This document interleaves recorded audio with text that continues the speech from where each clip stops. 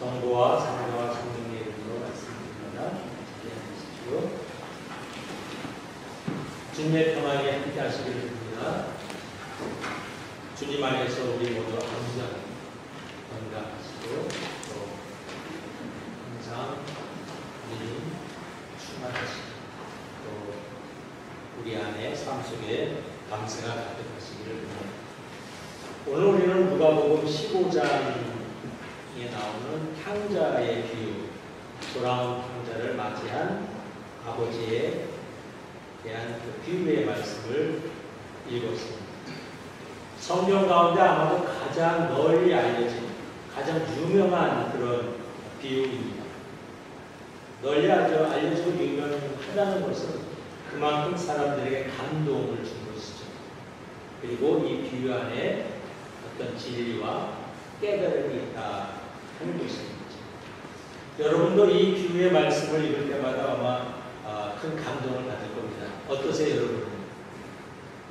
참 감동이죠? 누구는 이 비유를 읽으면서 내 모습을 발견합니다. 아버지의 또는 하나님의 많은 사랑을 느끼기도 하고, 또는 그 형의 무정한 마음을 보면서 내 모습 속에는 이런 것이 없나 하는 그런 경계를 하기도 합니다. 누가복음 15장은 보석 같은 비유가 들어있습니다. 모두 3개의 비유가 있죠. 오늘 탕자의 비유 말고 그 유명한 잃어버린 양에 대한 비유, 그리고 잃은 은전, 잃어버린 은전에 대한 비유, 그리고 탕자에 대한 비유, 이 3개의 보석 같은 비유가 누가복음 15장에 들어있습니다. 왜 예수께서는 이 3개의 비유를 말씀하셨을까? 비유를 말씀하신 배경이 누가복음 15장 1절부터 3절 사이에 나오죠. 당시 유대인들이 볼 때는 사람도 아니라고 무시하고 멸시하던 세리와 죄인들이 예수님에게 말씀을 듣고 아주 구름같이 몰려오죠. 예수님께서 그들과 아주 친하게 지내면서 음식도 먹고 그들과 하나가 돼서 어울리는 모습을 보고 바리새파 사람들과 율법학자들이 예수님을 비난합니다. 저 사람은, 저 예수는 세리와 죄인들하고 어울리는구나 하고 몹시 못마땅해 합니다.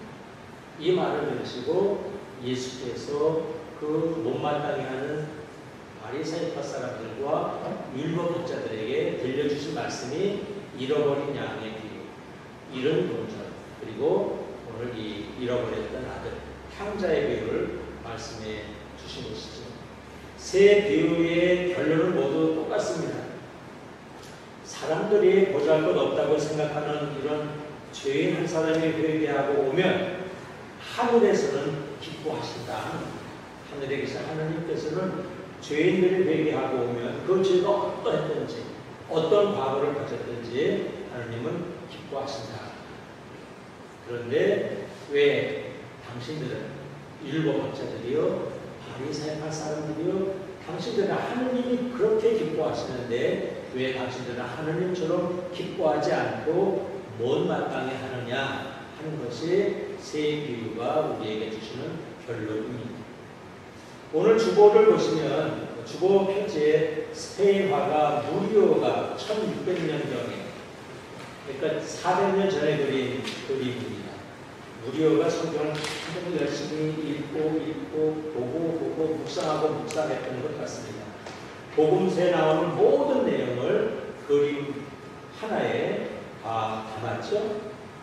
헐벗은 산도지의 모습으로 돌아온 아버지 앞에 무릎 꿇은 둘째 아들의 모습, 따뜻이 맞이하는 인자한 아버지의 모습, 옷과 신발을 들고 서 있는 하인의 모습, 그 옆에 반지를 들고 못마땅해 하는 큰아들의 모습, 그 옆에 잔치에 쓰려고 데리고 온 살찐 송아지의 모습, 그겁니다. 오늘은 오늘 뒤의 말씀을 듣고 아버지의 기쁨에 참여하지 못한 큰아들이라는 제목으로 말씀을 나누겠습니다.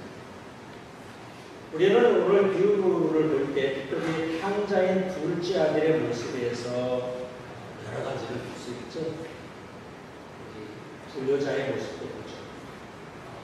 아버 유산이라는 것은 부모가 돌아갈 때 주는 것이죠.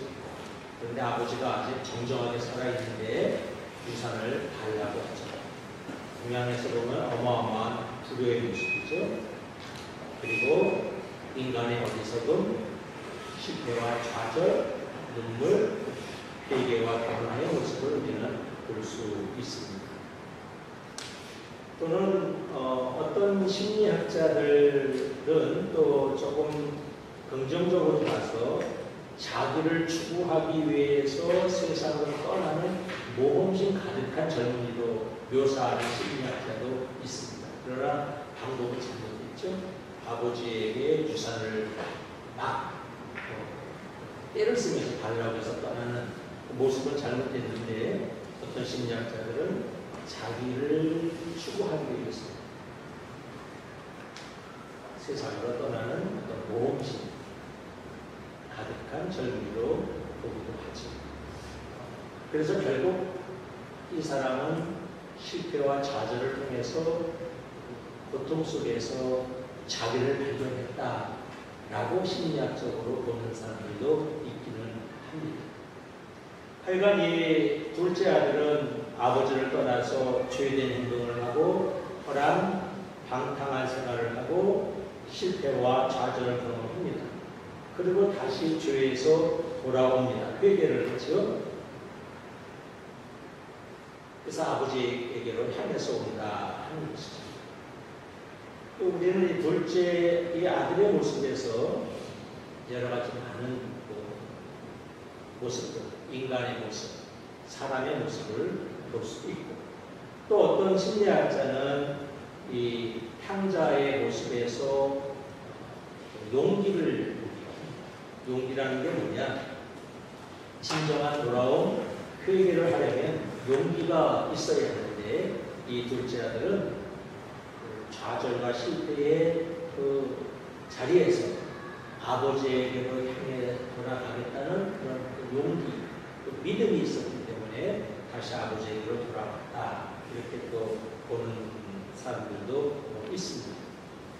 둘째 아들은 이 실패와 좌절, 돼지우리 속에서 함께 굶주리면서 살면서 내가 누군지, 내가 얼마나 엉터리 같은 존재인지, 내가 형편없는 존재인지를 깨닫고 회개했다고 얘기를 합니다. 그래서 용기와 믿음을 가지고 자기 본래의 자리, 자기의 집, 아버지의 집으로 향했다. 이렇게 해석을 하는 사람도 있습니다. 우리는 또한 이 비유에서 아버지의 자비로운 모습을 봅니다. 여기서 아들이 오는 것을 보고 측은한 마음이 들어서 신발도 신지 않고 냅다 뛰어오죠.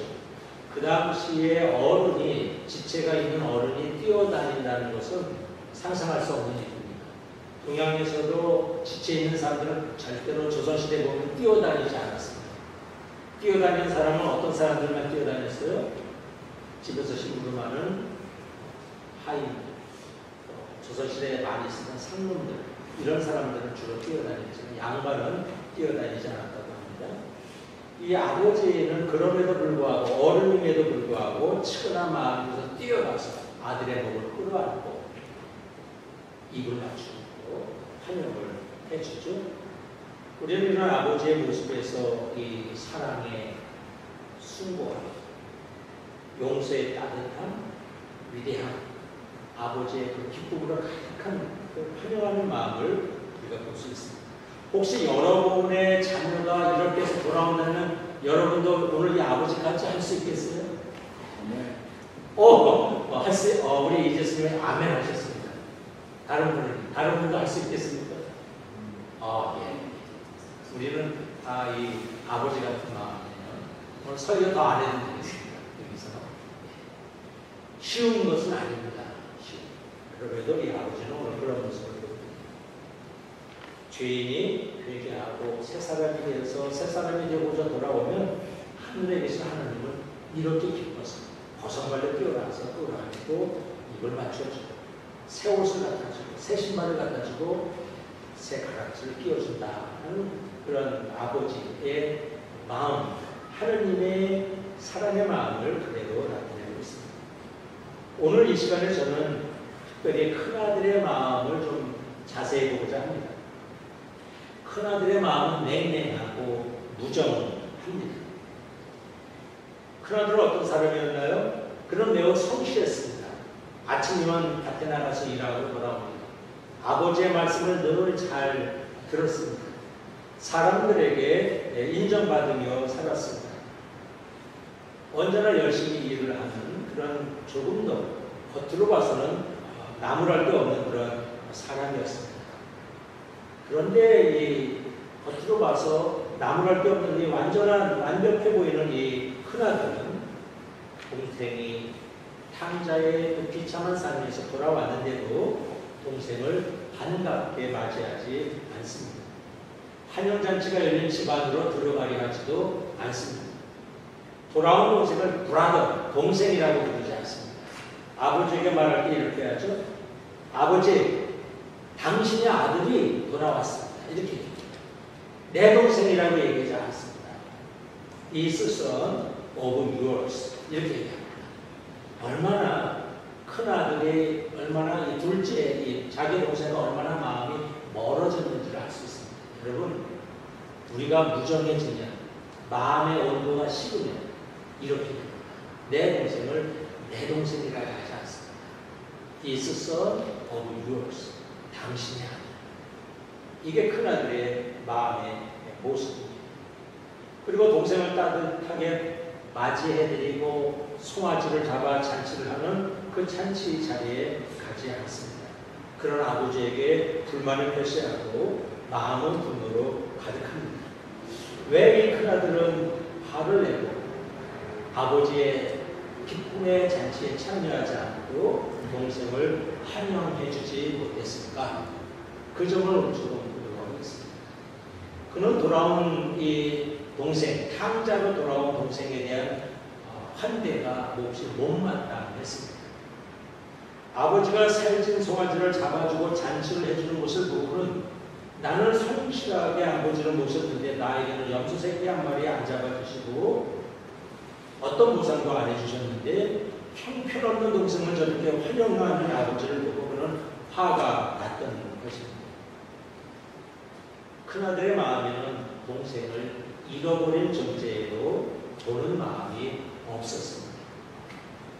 본문을 보면 이 형은 동생에 대한 안타까움이나 그리움이 연민이 하나도 나타나지 않습니다. 어쩌면 이 형은 유산을 달라고 해서 떠난 동생의 그 망나니 짓에 대한 무시와 분노의 마음으로 가득했을지 모릅니다. 그리고 그러기 때문에 그는 집을 떠난 동생이 어떻게 지내는지, 어떻게 고생을 하는지, 동생에 대해서 연민을 갖거나 아파하는 마음, 보고 싶은 마음이 없었습니다. 동생을 잃어버렸다는 잃어버린 존재에 대한 마음이 없었습니다. 잃어버렸다는 마음이 없으면 생각하지 않습니다. 그립지 않습니다. 돌아오기를 기다리지 않습니다. 기도하지 않습니다. 여러분, 무엇을 잃어버렸다는 마음 아주 소중합니다. 형제 자매를 잃어버렸다는 마음, 잃어버린 마음이 들지 않으면 찾지 않습니다. 오늘날 여기도 마찬가지입니다만 교회도 마찬가지인데 한국에 있는 학교 이런 데 물어보면 지우개를 잃어버리거나 연필을 잃어버리거나 필통을 잃어버리면 찾으러 오는 학생이 없다고 합니다. 안 옵니다. 뭐 하면 돼요? 다시 사면 됩니다. 안 옵니다. 잃어버렸다는 생각을 하지 않습니다. 없음에 대해서 문방구나 이런 것이 없어진 것에 대해서 내가 잃어버려서 불편해, 안타까워, 아쉬워, 아까워, 보고 싶어 이런 마음이 들지 않습니다. 그러니까 찾으러 가지 않고 다시 문방구에 가서 돈을 주고 삽니다. 여러분, 무엇 소중한 것에 대해서 잃어버렸다는 마음, 이것을 현대인들은 잃어버리고 삽니다. 상실감을 잃어버리고 삽니다. 그렇기 때문에 잃어버린 존재에 대해서 마음속에서 나와야 하는 안타까움이나 애잔함이나 아픔이 없습니다. 오늘 큰아들이 그랬습니다. 동생을 잃어버렸다는 마음 들지 않습니다. 그리워하지 않고 보고 싶어하지 않고 찾지 않고 기다리지 않습니다. 큰아들로 비유되는 바리새파 사람들과 율법학자들도 잃어버림에 대한 의식이 없었습니다. 그것은 내가 무엇을 잃어버리고 살고 있는지 아예 상실에 대한 의식조차 없었습니다. 그들에게는 세리와 죄인들이 잃어버린 사람들이 아니라 그저 죄인들이고 그저 부정한 사람들이고 나쁜 사람들이고 못난 사람들이었습니다. 세상에서 잘난 사람들은 잃어버림에 대한 의식이 없습니다. 이기주의자, 물질적으로 부족함이 없는 사람들, 힘 있는 사람들, 무정한 사람들은 잃어버리면서 오는 안타까움이나 슬픔이나 그리움이 없습니다. 부족함이 없습니다. 상실감이 없습니다. 상실감의 상실입니다. 오늘 큰아들은 동생에 대한 잃어버린 마음, 상실감이 없었습니다. 상실감이 없었으니 잃어버렸던 동생이 나타나도 와락 끌어안고 기뻐하지 않습니다. 동생의 아픔에 공감할 수 없기 때문에 그렇습니다. 오히려 못 마땅해 합니다. 무정하지요? 여러분, 이렇게 어떤 소중한 존재, 형제 자매에 대한 상실감의 상실은 우리를 무정하게 합니다. 냉랭하게 합니다. 몰인정하게 합니다. 다시 찾음의 기쁨을 알지 못하게 합니다. 하늘의 기쁨에 참여하지 못하게 합니다. 큰아들이 그랬습니다. 오늘 예수께서는 바로 바리새파와 율법학자들에게 바로 이 말씀을 하실 겁니다. 너희들은 왜 이렇게 잃어버린 존재에 대한 안타까움과 연민과 사랑이 없니? 하는 말씀이 이 비유 속에 담겨 있습니다. 사순절입니다. 내 마음에 잃어버린 존재에 대한 연민과 아까움과 아픔이 없는가 한번 보아야 하겠습니다. 내 마음을 잃어버린 소중한 존재입니다. 하나님께서 그 잃어버린 존재를 그렇게 그리워 찾고 계시는데 나는 하나님과 같이 나도 잃어버린 존재, 잃어버린 형제자매를 찾고자 하는 마음이 내 안에 있는가? 우리가 한번 돌아봐야 합니다. 또 큰아들은 왜 아버지에게 화를 냈을까요? 동생에 대해서는 못마땅해 하고 아버지에 대해서는 화를 냅니다. 그는 돌아온 탕자로 돌아온 아들을 그냥 송아지까지 잡아주며 잔치를 베풀어준 아버지의 사랑의 마음과 용서의 마음을 이해하지 못했기 때문입니다. 여러분, 사랑은 때로 이해를 필요로 합니다. 사랑은 저절로 우리 안에 느낌으로 다가오지 않습니다. 이해를 필요할 때가 있습니다. 오늘 큰아들은 아버지의 사랑을 이해하지 못했습니다. 그저 망나니 짓을 하고 호랑방탕한 동생을 저렇게 끌어안아주고 잔치까지 베풀어주는 그 아버지의 아비의 마음, 사랑의 마음, 용서의 마음이 그에게는 이해가 되지 않았습니다. 오히려 망나니 동생은 잘해주고 나에게는 염소새끼 한 마리 안 잡아준 아버지를 불공평한 마음으로 바라보았습니다. 아버지 왜 죄만 사랑하고 나에게는 염소새끼 한 마리 안 잡아줍니까? 하는 불공평한 마음을 그는 갖게 됩니다. 그는 큰아들은 아버지와 늘 함께 있었지만 집 떠난 아들을 그리워하고 돌아오기를 기다리는 아버지의 간절한 마음을 알지 못했습니다. 아버지의 사랑의 마음을 그는 알지 못했습니다.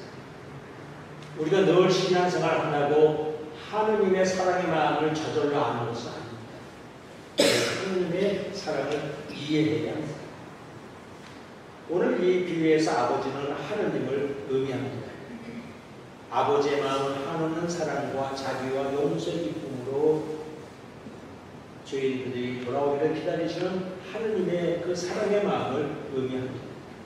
또 세리와 죄인들을 늘 차별 없이 받아들이시고 기뻐하시고 그들과 함께 음식을 먹고 마시는 예수님을 의미하기도 합니다. 세상은 성공한 사람, 힘 있는 사람을 인정합니다. 알아줍니다.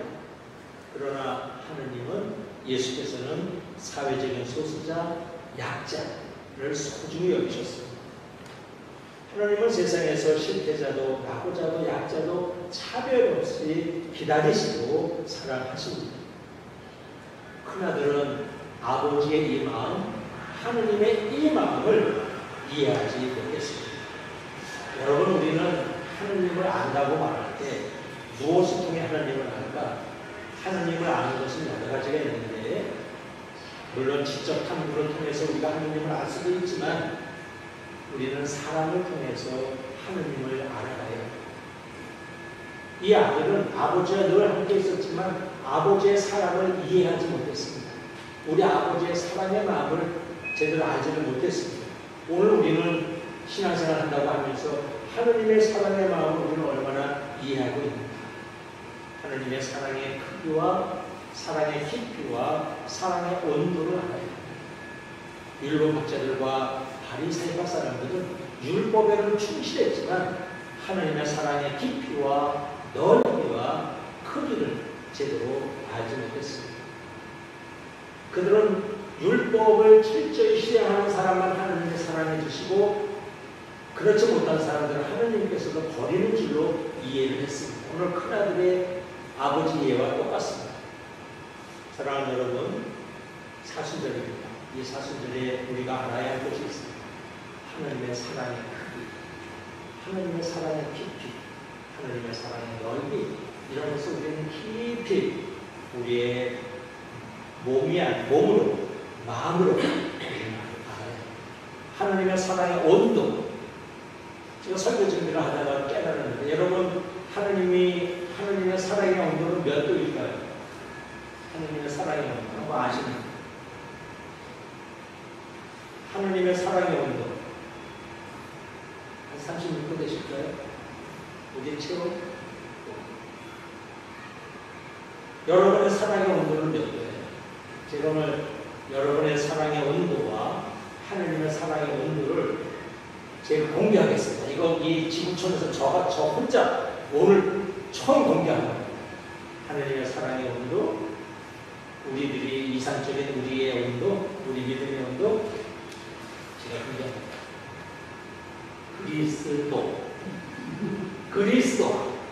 그리스도가 하나님의 사랑의 온도, 그리스도가 저와 여러분의 마음의 온도가 될 줄로 믿습니다. 우리 마음의 온도 몇 도? 그리스도가 돼요. 그리스도. 우리는 이 큰아들과 율법학자와 바리새파 사람들은 율법은 잘 알았지만, 세상 규정을 다 알았지만 하나님의 사랑의 온도를 몰랐습니다. 하나님의 사랑의 깊이를 몰랐습니다. 그러다 보니 세리와 죄인들이 오는 것을 못마땅해 하는 것입니다. 말씀을 마칩니다. 하나님은 탕자 같은 인생이라도 하나님께 돌아오면, 그리스도 앞으로 오면, 진리와 사랑의 삶으로 돌아오면 환영하시고 기뻐하시고 잔치를 베풀어 주십니다. 늘 열려 있습니다. 그러나 모두가 이 기쁜 하늘잔치에 참여하는 것은 아닙니다. 큰아들은 돌아온 탕자 동생을 환영하지 못했습니다. 아버지의 잔치에 들어가지 않았습니다. 왜? 동생을 못마땅히 하고 아버지에게 분노하는 아버지의 사랑을 이해하지 못했기 때문입니다. 바리새파 사람들과 율법학자들의 모습 그대로입니다. 어쩌면 이 큰아들은 저와 여러분일 수는 있습니다. 잃어버린 형제의식 없이 무정하게 살면 큰아들입니다. 하느님의 크고 깊고 넓은 사랑을 이해하지 못하면 큰아들이 됩니다. 자기를 기준으로 사람을 죄인으로 나쁜 사람으로 정죄하며 살면 큰아들이 됩니다. 하나님의 천국잔치에 들어가기를 거부하면 오늘 우리들도 큰아들이 될 수 있습니다. 이 사순절에 내게도 하나님께서 돌아오기를 간절히 기다리고 있는 잃어버린 사람들이 있으니 내 마음 안에 느껴져야 합니다. 내 마음에 하나님의 잃어버린 형제자매가 있다는 마음을 회복해야 합니다. 이런 자 죄인들도 사랑하시는 하나님의 사랑을 이해하고 닮아가야 합니다. 이 사순절이 그런 사순절이 되기를 주님께 축원합니다. 성부와 성자와 성령의